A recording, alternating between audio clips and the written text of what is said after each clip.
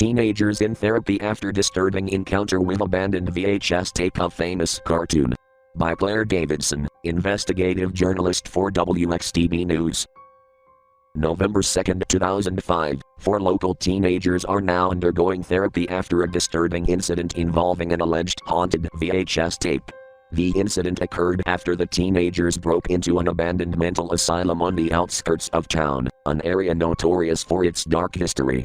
The teenagers, Nick Square, 18, clearly in early adulthood, Daniel Brown, 17, Danford, 16, and Lance Roll, 15, initially went to the asylum looking for thrills.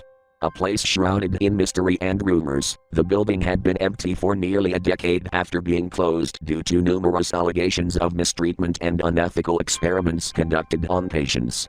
The group, which had been friends since childhood, spent the better part of an afternoon exploring the asylum.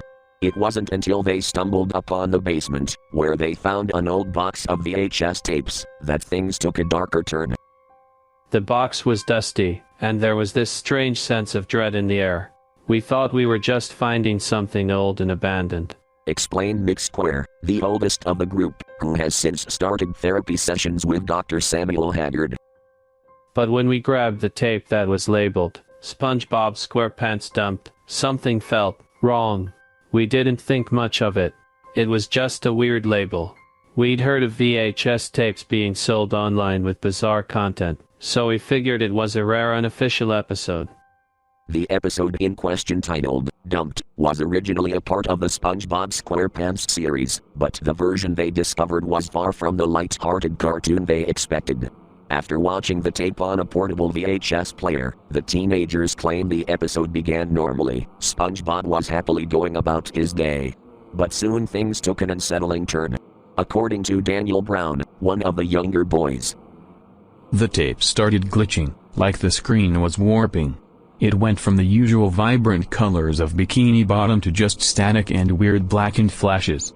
The characters' faces became distorted, and the audio started to sound off, like there were strange whispers mixed in with the dialogue.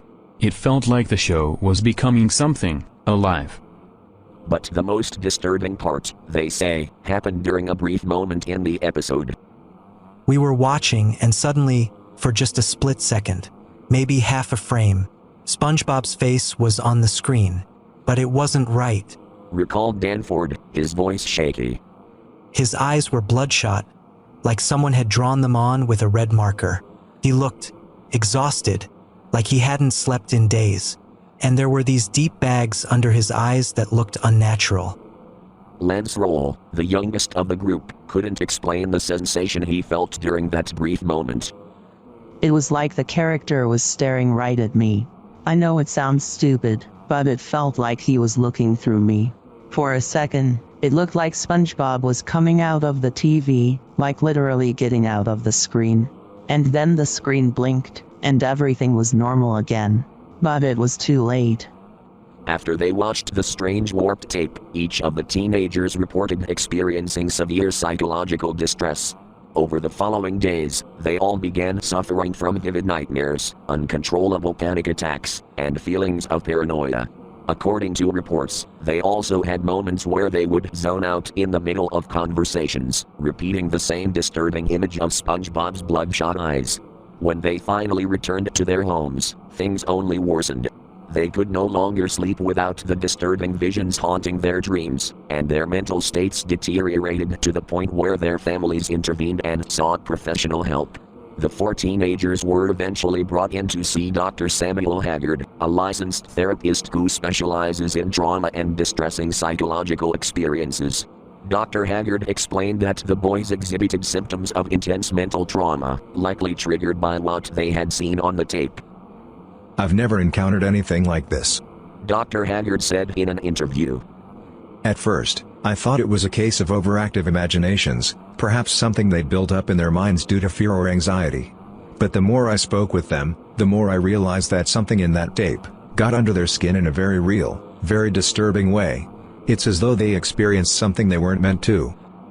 The doctor went on to say that the boys were all showing signs of what he described as psychological dissonance.